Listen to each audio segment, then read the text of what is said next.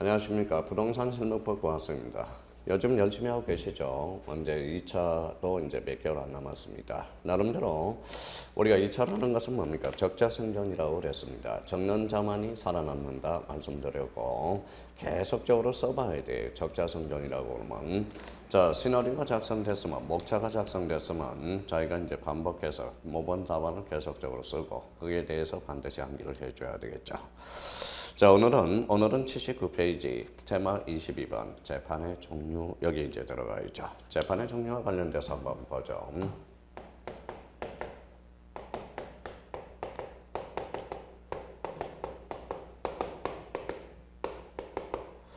자, 재판의 종류는 거기 우리 목차 미리 한번 봐봐요. 목차 미리 거니까 만약에 재판의 종류를 약술하라 이렇게 나왔다.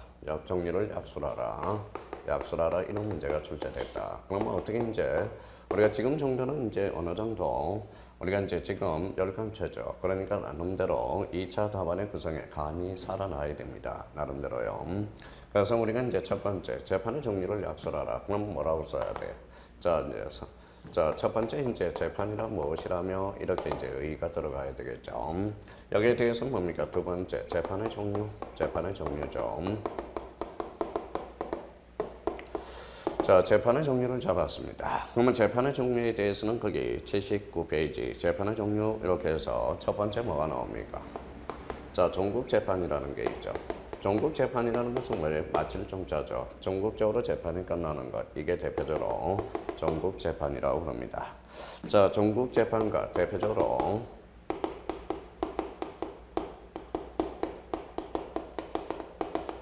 절차지의 재판이 있어요. 근데 첫 번째 재판의 종류, 종국재판과 절차지의 재판. 두 번째는 뭡니까?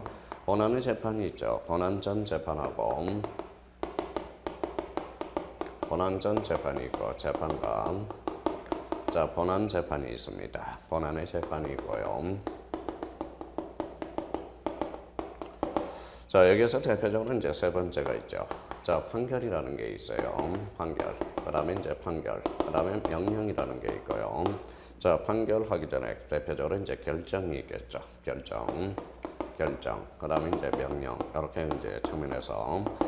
자, 여기에 대해서 이제 재판의 종류를 잡았으니까 뭐예요? 세 번째는. 자, 결론을 잡아야 되겠죠. 그래서 그래서 우리가 대표적으로 재판의 종류와 관련돼서 이 세 가지를 암기해 둘 필요가 있어요. 그러면 재판의 종류와 절차 지혜 재판, 본안 전 재판과 본안의 재판 이렇게 있습니다. 그럼 여기에 대해서 이제 이 자체로도 꼭 독자적 문제로도 참 괜찮은 문제가 나올 수 있어요. 그러면 재판의 종류에서 판결, 결정, 명령의 매의 비교 섬타라. 그러면 이렇게 해도 참 좋은 문제가 나올 수 있어요. 그러니까 판결과 결정 명령에 대해서는 따로 한번 시나리오를 작성해 두는 것도 괜찮을 것 같아요. 그러면 우리가 첫 번째 재판은 무엇이라 하며 재판의 종류는 요 세 종류를 암기해 두시고 거기에 대한 요 앞에 어떤 부분을 결론을 맺어준다면 아주 좋은 정답이 되고요. 여기에 대해서 이제 판결, 결정, 명령을 꼭 다시 한번 답안을 구성해 두는 것도 괜찮겠습니다. 그렇다면 자, 79페이지 우리가 한번 보죠. 자, 재판의 종류에 대해서 간략히 약술하다. 어드바이스와 유죄 문제로서 이런 문제도 괜찮아요. 재판의 종류에 대해서 간략히 약술하시오. 약술 문제로서. 그러면 종국재판과 절차지휘 재판. 종국재판이란 뭐예요? 법원이 그 비용 사건을 종결하기 위해서, 비송 사건을 종결하기 위해서 하는 재판. 우리가 대표적으로 재판상 채권자 대의권 행사 허가 사건에 대한 1심 법원의 허가 결정. 이게 대표적으로 이제 종국 재판이 되겠죠. 종자라는 것은 종결, 마칠 종자라고 생각해 주시면 돼요. 그러면 이번에 절차지휘 재판이란 직접 사건의 종결을 목적으로 하지 않는 법원의 처분, 대표적으로 신청서, 보정명령들, 그러니까 절차라는 측면이겠죠. 이런 측면에서 본다면. 그래서 절차지휘 재판, 뭐 큰 문제는 없어요. 그럼 종국 재판과 절차지휘 재판에 대해서 개념 정도만 우리 한번 숙지해 두시면 되겠습니다. 그러면 이번에 본안 전 재판과 본안 전 재판하고 본안의 재판 차이점은 종국 재판은 다시 뭘로 나눠진다. 본안 전 재판과 본안의 재판으로 나눠지겠죠. 자, 본안 전 재판이란 신청 요건을 결의하거나 보정을 명하였을 때 이에 응하지 아니한 경우 같이 신청 요건 불비를 이유로 부적법 가가라는 것은 우리가 이제 세 단어가 있죠. 자, 각하라는 단어를 우리가 확인해 놔야 되고요. 그 다음에 기각이라는 걸 우리가 살펴봐야 되겠죠. 인용이라는 겁니다. 자, 우리가 이제 기본 범수업에서 각하라는 것은 대표적으로 뭐예요? 이게 이제 대문이라고 생각해 봅시다. 이게 현관문입니다. 그러면 여기 이제 현관문으로서 뚝뚝뚝 두드려요. 각하라는 것은 문도 안 열어지죠. 그러면 각하라는 것은 대표적으로 문전박대가 됩니다. 문전박대가 되고요. 각하라는 것은 거부하는 거죠. 그런데 기각이라는 것은 뚝뚝 두드리니까 어떤 장면이에요? 문은 열어져서요. 그럼 한번 살펴봤더니 뭐 여기가 아니네. 그래서 그게 바로 기각 결정입니다. 나가라는 거죠. 문은 열어주는데 대표적으로 인용은 뭡니까? 문은 열어서 참 이쁘다. 너 이쁘다 이리 들어와. 그게 바로 인용 결정이겠죠. 그래서 대표적으로 각하, 기각, 인용. 그러면 각하가 대표적으로 운전박대다, 운전박대다. 그러면 우리 전국재판과 절차시 재판으로서 전국재판은 본안전 재판과 본안의 재판으로 나눠진다.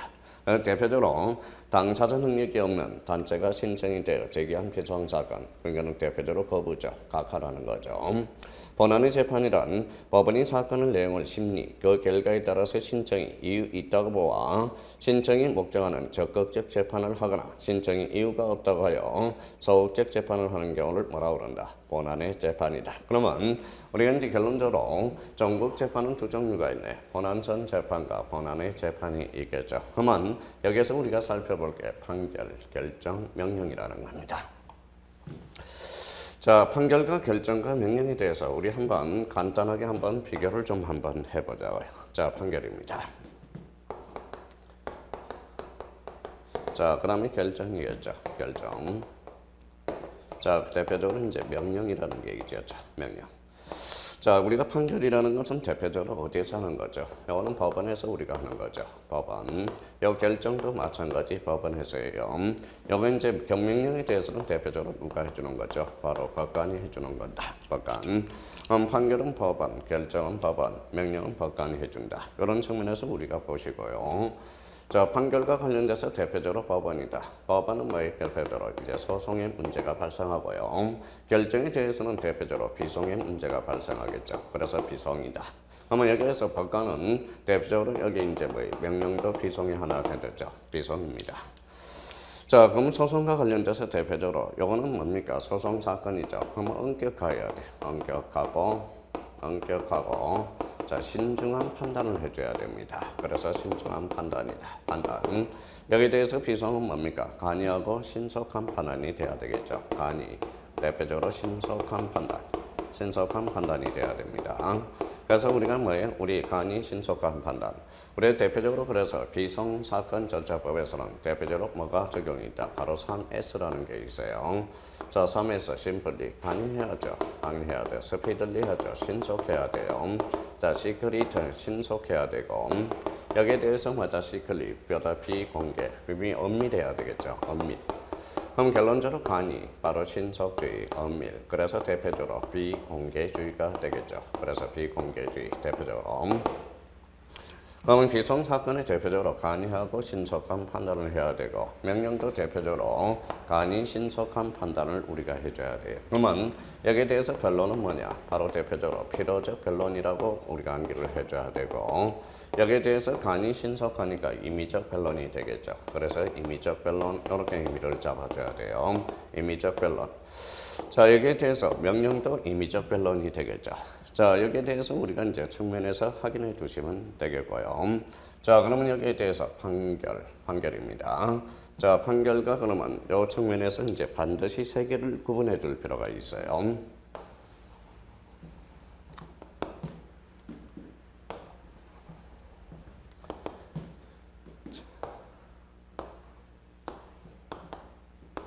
자, 이런 측면에서 다시 한번 정리해보자. 판결은 어디에서 합니까? 법원이죠. 자, 소송. 그 다음에 엄격하고 신중한 판단이어야 된다. 그 다음 필요적 변론이고 결정에 대해서는 법원이고 비송사건이며 대표적으로 간이 신속한 판단. 여기에 대해서 임의적 변론주의다. 명령에 대해서는 법관이 합니다. 비송, 간이 신속한 판단. 대표적으로 임의적 변론이다. 그러면 만약에 이제 여기에 대해서 그러면 판결과 결정 명령에 대해서 비교 고찰하라. 자, 그럼 이런 문제가 하나 출제됐다고 생각해 봅시다.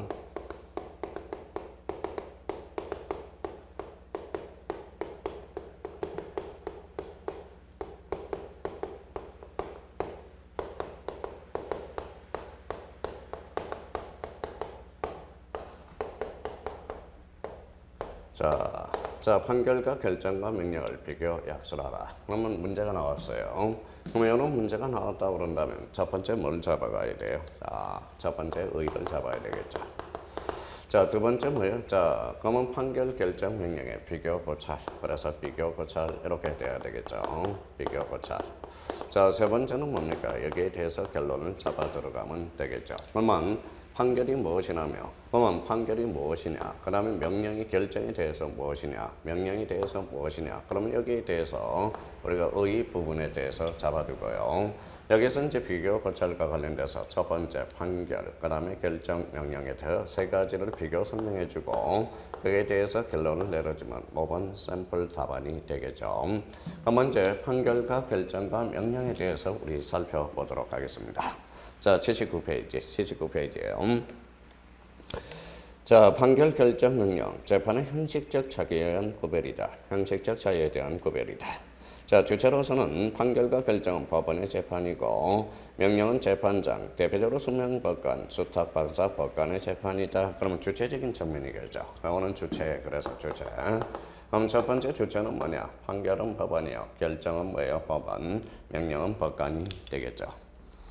자, 우리가 이제 80페이지 펼쳐보면 대상은 뭐냐? 대상. 요 대상과 관련돼서 대표적으로 자, 판결은 중요사항입니다. 특히 소송에 대한 종국적, 중간적 판단할 때 쓰임에 대해서 결정과 명령은 소송 절차의 부수, 파생된 사항, 강제 집행 사항이라든지 대표적으로 비소송 사건을 판단할 때 쓰인다. 그러면 대상과 관련돼서 그러면 여기는 대표적으로 소송이 되고요.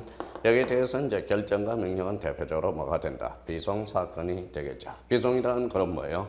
대표적으로 사건관계 형성, 변경, 소멸을 국가가 후견적 개입해서 후견적 입장에서 개입하는 사건을 대표적으로 무슨 사건이라고 그랬어요? 비소송 사건이라고 말씀을 드렸고 여기에 대해서 대표적으로 대상적인 측면에서 우리가 봤고요. 여기에 대해서 이제 심리 방식이 되겠죠. 그러면 심리 방식은 뭡니까? 엄격하고 신중한 판단이다. 여기는 결정과 명령은 간이 신속한 판단이란 두 가지 측면에서 우리가 살피면 되겠고요. 판결은 원칙적으로 필요적 변론이다. 필요적 변론 이렇게 해서 나왔네요. 필요적 변론. 자, 그러면 여기는 임의적 변론이며 대표적으로 여기도 임의적 변론이 되겠습니다. 판결은 원칙적으로 필요적 변론에 속하나 자, 결정 명령은 원칙적으로 임의적 변론에 속한다. 그러면 고지 방법은 판결의 경우는 판결서를 작성하여 그에 기재하여 선고할 것을 요하고 결정 명령의 경우는 상당한 방법에 의해서 고지하면 되고 판결서에 의하지 않고 자, 조서의 기재대로 대응할 수 있다라는 겁니다. 그러면 비소송 대표적으로 심플리 해야죠. 심플, 간이하고 스피들리, 신속해야 되겠죠. 그래서 고지 방법.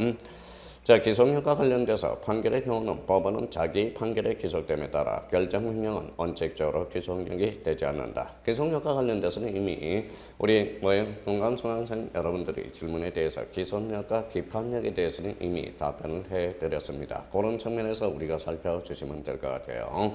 하여튼 우리 동강 수강생 여러분들은 열심히 하고 있는 것 같아요. 질문도 열심히 하는 거 보니까 나름대로 열심히 하고 있으니까 저도 뿌듯하고 저도 나름대로 많은 것을 느끼고 있습니다. 화면으로 보고 있지만은 우리 이런 측면에서 자꾸 질문을 해주시면 감사함첨화가 되겠습니다. 그래서 기소력과 관련돼서 자, 불복 방법에 대해서는 대표적으로 여기 한번 보죠. 좀 이따 이제 불복에 대해서 우리가 배우겠지만 자, 대표적으로 여기는 뭡니까? 자, 우리가 판결이죠. 판결에 대해서 우리 1심에서 2심으로 간다. 대표적으로 항소가 되겠죠. 여기에 대해서 항소가 있으면 여기에 대해서 항고가 있겠죠. 그래서 항고. 그래서 1심에서 2심으로 가는 걸 항소라고 그러고 2심에서 3심을 가는 걸 상고라고 그래요. 그러면 비소송 사건과 관련돼서 대표적으로 1심에서 2심을 가는 걸 뭐라고 그래요? 항고라고 그러죠. 2심에서 3심을 가는 걸 뭐라고 그래요? 바로 재항고라고 그럽니다. 그래서 재항고. 자, 항고의 종류는 보통 항고와 즉시 항고라는 게 있고요.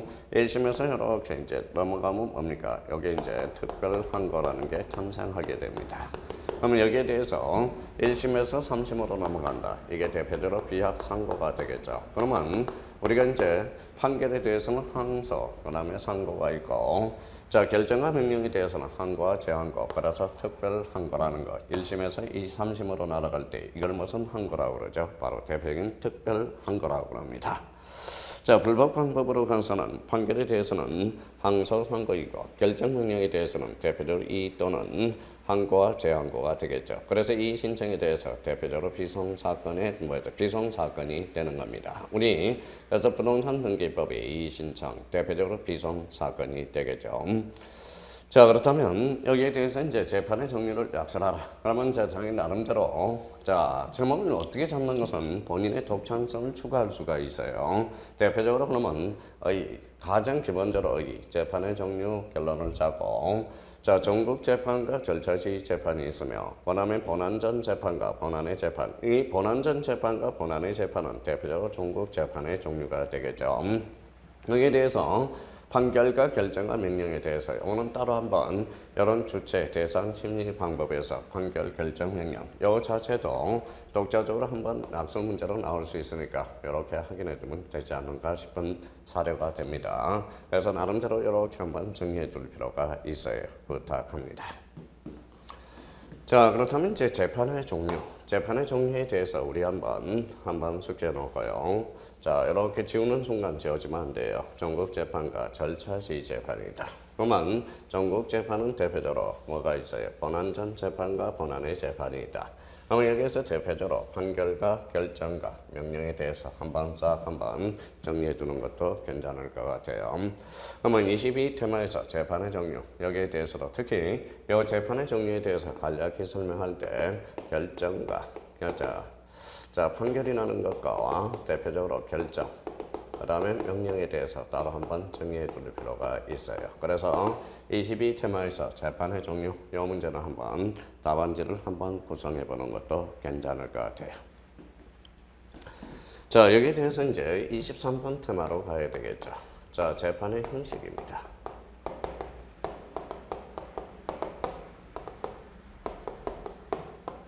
자, 재판의 형식 자체로는 좀 출제가 되기 힘들고요. 이 재판의 형식과 관련돼서는 주로 강남 파트로 특히 민사 비상사건과 관련돼서 민사 비상사건과 상사 비상사건으로 연결되는 연결고리를 우리가 맺힐 수 있어요. 그러면 우리가 이제 재판의 형식 그러면 뭐예요? 결정으로 하는 게 원칙이죠. 아까 뭐라고 그랬어요? 조금 전에 결정이죠. 그러면 여기에 대해서 이제 결정이라는 어떤 말을 걸고 결정. 자, 결정을 한다. 여기에 대해서 결정에 이유를 붙이는 것. 결정에 반드시 이유를 붙이는 게 있어요. 그래서 어떤 결정을 내릴 때 이유를 붙인 사건.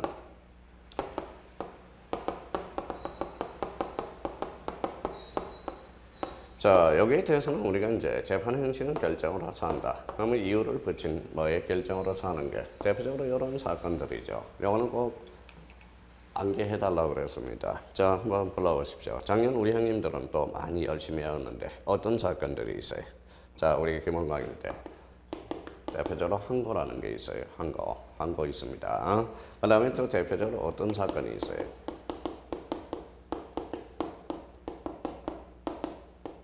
자, 금전 관련 사건이 있어요.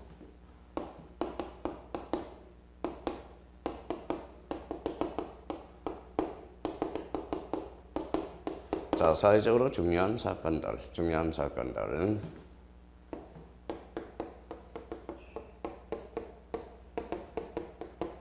자, 의견을 듣고 결정이 이루어진 사건.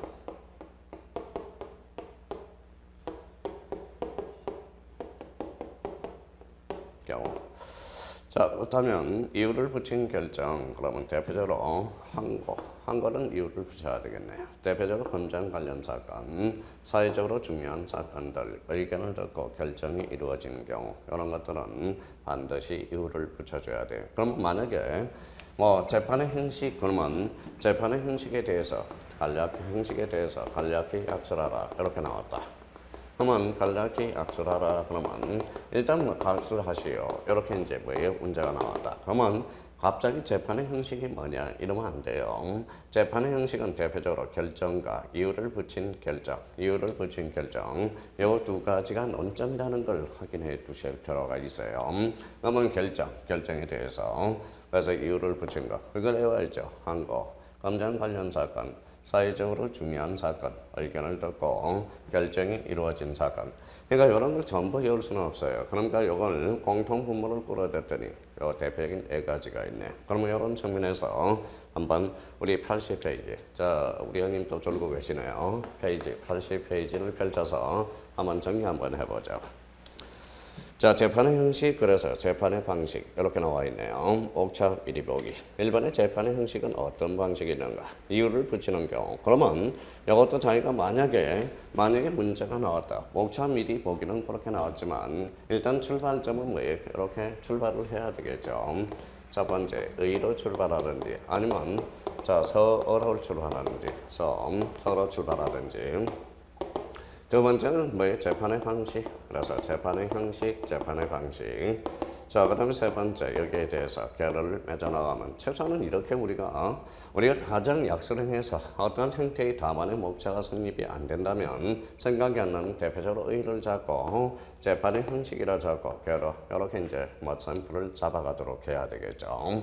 그러면 결론적으로 그러면 재판의 형식은 이렇게 끌어가야 되겠죠. 원칙 결정, 이유를 붙인 결정으로서 하는 것. 그러면 이런 사건에 대해서 항고, 검정 관련 사건, 사회적으로 중요한 사건, 의견을 듣고 결정이 이루어진 사건에 대해서 한번 확인해 주시면 될 것 같습니다.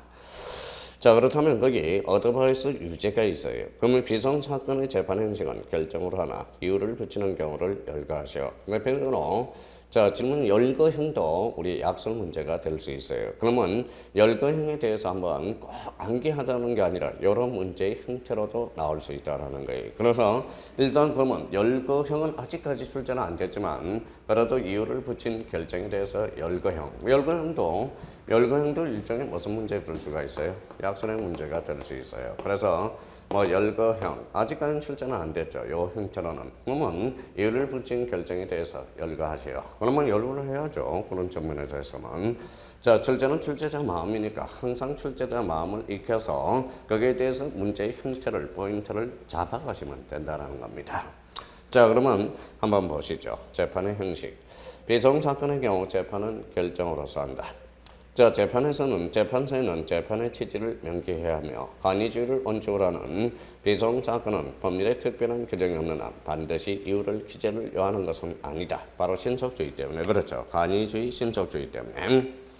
자, 이번에 이유를 붙인 경우 비성사건 재판 중에서 이유를 붙인 결정을 할 경우가 있다. 이거는 항고, 검정 관련 사건, 사회적으로 중요한 사건, 의견을 듣고 결정이 이루어진 경우 이런 측면에서 반드시 의미를 잡아놓고 가셔야 됩니다. 자, 1번에 그러면 대표적으로 자 항고 법원의 재판에서 항고 업무 재산 상태의 검사 및 총회 소집 허가 신청의 단건 이거 사회적으로 중요한 사건이 되겠죠. 직무대행자의 선임 재판, 그 다음에 대표적으로 주식의 액면 미달 발행의 인가 신청에 대한 재판, 대표적으로 검정 관련 사건이죠. 신주 발행 무효로 인해서 신주주가 받을 금액 정감 신청에 대한 재판, 회사의 해산을 명하는 재판, 합병회사의 채무부담 결정의 재판, 지분 압류 채권자의 보전 청구에 대한 재판, 유한회사 합병 인가 신청에 대한 재판, 사채권자 이의 기간 연장 신청에 대한 재판, 청산인의 변제 허가에 대한 재판, 과태료 재판, 대표적으로 과태료 재판도 대표적으로 금전 관련 사건이 되겠습니다. 그렇다면 자 그러면 이걸 다 해올 수가 없어요. 우리가 한계가 있다는 겁니다. 그러면 이제 저희가 참 이 사건들을 못 외웠다면 이유를 붙인 결정은 이런 것들을 우리가 써주면 되겠죠. 항고, 검정 관련 사건으로서 사회적으로 중요한 사건, 의견을 듣고 결정이 이루어진 경우 이렇게 의미를 잡아두시고 여기에서 재판의 형식은 결정이다. 근데 여기에 대해서 열거의 형태도 한번 열거의 형태는 문제가 출제되지 않았지만 재판의 형식, 대표적으로 이유를 붙인 것에 대해서 이런 것도 한번 생각하면서 답안 구성해보는 것도 괜찮을 것 같아요. 그러면 재판의 형식 뭐냐 이러면 안 돼요. 재판의 형식은 결정과 이유를 붙인 결정 여기에 포함되고 있다. 이걸 한번 생각해 둘 필요가 있습니다. 자, 그러면 이제 재판의 형식이죠. 여기에 대해서 우리가 나름대로 이렇게 이제 2번 테마, 23번 테마에 대해서 이렇게 한번 정리해 둘 필요가 있고요.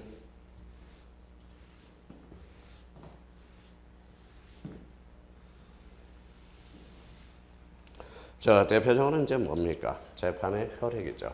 재판의 종류를 배워서 재판의 형식, 재판의 형식. 그러면 24번 테마로 따라가야 되겠죠. 자, 24번은 뭡니까? 대표적으로 재판의 혈액이죠. 재판의 혈액입니다. 재판의 혈액. 자, 재판의 혈액과 관련돼서 만약에 재판의 혈액에 대해서는 참 문제가 커요. 약속의 문제 내기에서는 이걸 축소해야 되는데 일단 재판에 대해서 영어는 논술의 형태로 나올 수도 있겠죠. 재판의 혈액에 대해서 논하시오. 이렇게 나온다면 상당히 큰 문제가 될 수 있어요. 그래서 재판의 혈액에 대해서 어떻게 할 건가? 그러면 자, 만약에 논술 문제로 나왔다. 그럼 첫 번째 뭘로 잡을까요? 첫 번째 로마자로 한번 잡아가죠. 첫 번째 뭘 잡아요? 의를 잡아야 되겠죠. 의. 자, 목표 미리 보기를 한번 우리가 이제 숫자를 한번 바꿔보는 겁니다. 자, 여기에 대해서 1이 있다. 1의를 잡고 여기에 대해서 대표적으로 이제 1 이렇게 잡아줘야 되겠죠. 1 재판의 효력 발생 시기.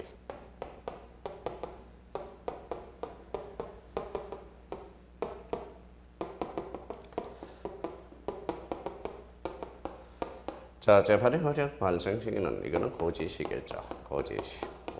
고지시가 되고요.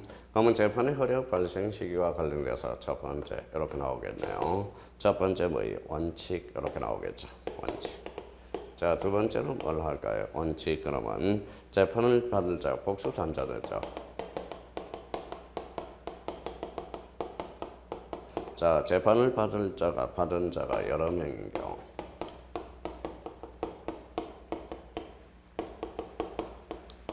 이렇게 이제 의를 우리가 잡고요. 자, 그다음에 이제 두 번째 재판의 효력 시기를 잡았고 여기에 대해서 이제 두 번째를 우리가 잡아가야 되겠죠. 두 번째는 뭘로 잡을까요? 의를 잡았으면 의 부분에 대해서는 이렇게 잡고요. 그러면 여기에 대해서 이제 자, 재판의 효력이겠죠. 재판의 효력. 자, 재판의 효력은 대표적으로 어떤 것들이 있어요? 대표적으로 이제 뭐예요? 형성력이라는 게 있죠. 형성력. 대표적으로 여기에 대해서 집행력이라는 게 있죠. 집행력. 자, 세 번째 확정력이라는 게 있어요. 확정해 주는 거. 자, 우리가 이제 이런 의미에서 본다면 우리가 이제 늘 저보다 민사소송에 대해서 우리가 접해본다면 자, 민사소송에 대해서 판결의 종류들이 있겠죠. 판결의 종류 민사소송에서 대표적으로 판결에서 행정소송도 마찬가지고요. 자, 판결의 소송에서 판결의 종류 이렇게 한다면 여기에서 판결의 종류는 어떤 것들이 있어요? 자, 대표적으로 이런 것들이죠. 자, 이행하라. 바로 이행 판결이 되겠네. 자, 이행 판결이라는 것은 그 자체로 집행력이 있죠. 그래서 집행력 이렇게 이제 의미가 떨어지겠죠. 이행하라 이렇게 나니까. 자, 두 번째는 뭡니까? 자, 확인 판결이 있겠죠. 확인 판결. 요 청구 취지의 무효임을 확인한다. 이게 확정력이겠죠. 확인 판결이라면 여기에 대해서 어떤 권리가 형성된다. 대표적으로 여기에 무슨 판결이 될까요? 형성 판결이 되겠죠. 그러면 형성 판결에서 발생하는 게 대표적인 형성력이 되겠죠. 그래서 우리가 대표적으로 이행해서 확인해서 형성해서 그 재판과 관련돼서는 그렇게 또 연결이 되죠.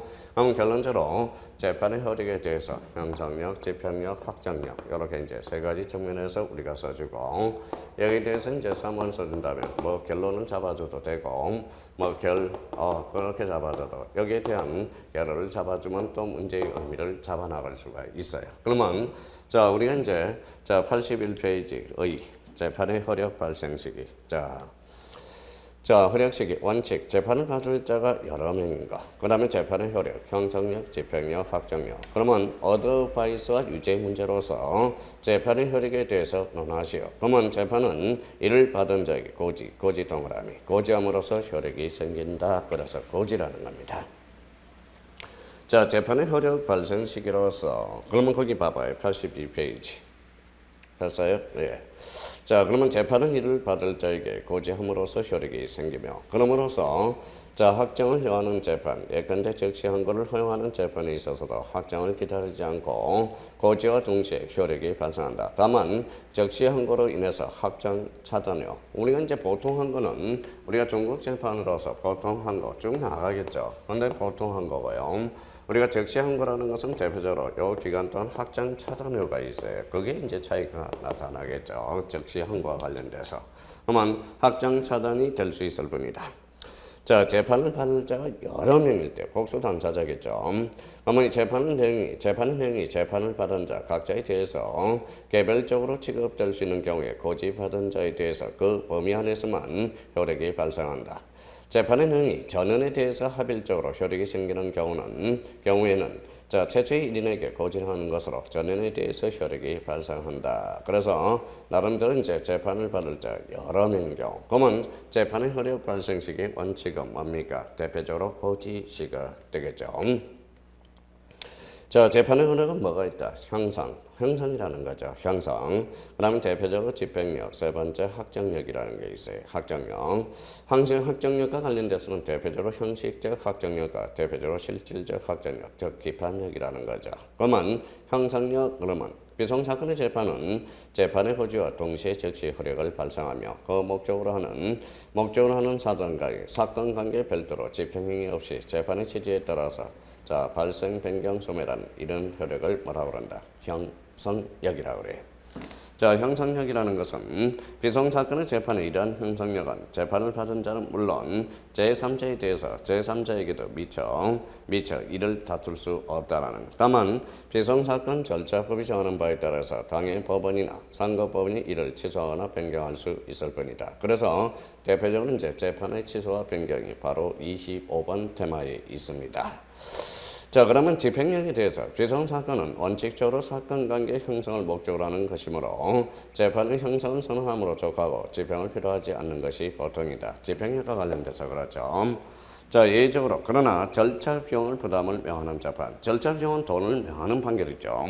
그러면 절차 비용을 부담하는 명하는 판결, 집행력이죠. 가태료 재판과 같이 사건 관계 형성과 동시에 관계인에 대해서 이행을 명하는 필요가 있는 경우 예외적으로 집행력이 인정된다. 그러면 절차 비용의 부담 문제, 그 다음에 가태료 부담 문제, 여기에 대해서는 예외적으로 뭐라는 게 발생할 수도 있다라는 겁니다. 자, 확정력과 관련돼서 민사소송의 경우 종국 재판에 대해서 상소권자가 일정한 기간 내에 불복 신청을 하지 않거나 통상의 불복 신청 방법으로 재판을 취소할 수 없게 될 때는 그 재판은 소송 절차에 더 이상 취소, 변경할 수는 없습니다. 이러한 사항을 재판이 형식적으로 확정되었다 하여 형식적 확정력이 발생했다고 말한다. 이런 의미에서 그러면 비송사건의 재판의 절대적 모른 발견이라고 그랬죠. 바로 진실 발견 취지. 요거 우리 이미 배웠고요. 심리 방법에서 객관적 사정에 부합하는 권리관계 형성을 목적으로 하는 것이기 때문에 일단 재판을 한 후에 있어서 그 재판이 적당치 않다는 사실이 인정될 때 법원은 자유로이 이를 취소 변경할 수 있다라는 겁니다. 그렇다면 여기에 대해서 우리가 이제 형식적 확정력이 뭐고 대표적으로 실질적 확정력이 뭔지 그걸 한번 의미 정도만 우리 한번 확인해 봅시다. 자, 형식적 확정, 절차 관계에서 확정이 되는 거죠. 적시항고는 어때요? 자, 가능한 재판에 대해서 적시항고 없이 항고기한 일주일을 도과하거나 항고권의 포기가 있을 때 또는 불복 신청에 따른 최종심 재판이 있을 때 같은 경우 드디어 사건은 법원에 계속해서 일탈하여 그 재판은 이제 더 이상 취소나 변경이 불가능하게 되고 형식적 확정력이 생긴다. 우리가 이제 보통 항고와 적시항고의 대표적인 차이는 뭐라고 그랬어요? 일주일 확정 차단효라고 그랬죠. 그래서 형식적으로 확정력이 발생하고 거기에 대해서 실질적 확정력, 즉 기판력이죠.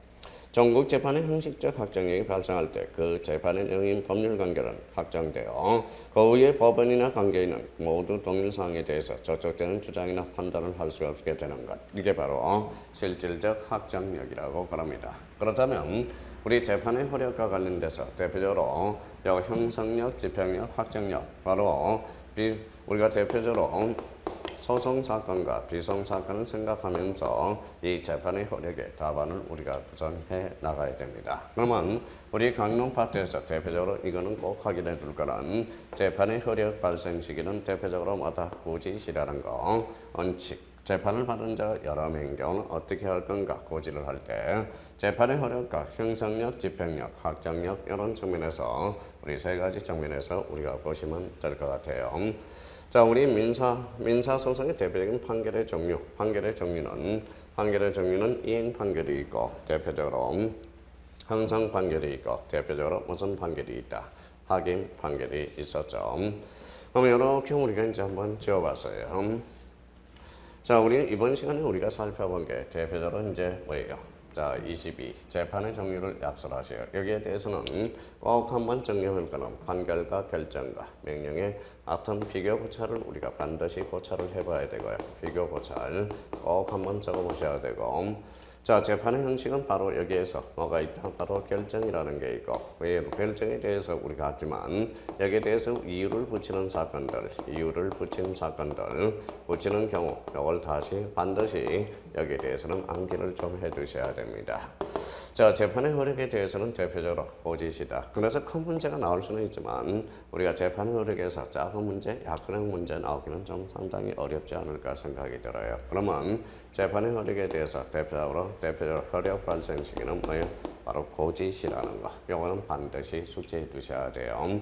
그럼 요 세 문제 테마에 대해서 우리가 이제 이런 것들을 이제 숙지해 놔요. 비성사건과 대표적으로 민사 비성사건과 상사 비성사건으로 연결이 될 수 있어요. 그래서 그런 점을 확인해 주시면 될 것 같습니다. 하여튼 이번 시간에 꼭 잡아두고 말씀을 드렸고요. 자, 우리가 다음 시간에는 83페이지 25번 테마 재판의 취소 및 변경에 대해서 살펴보도록 하겠습니다. 좀 쉬었다 계속 들어가겠습니다.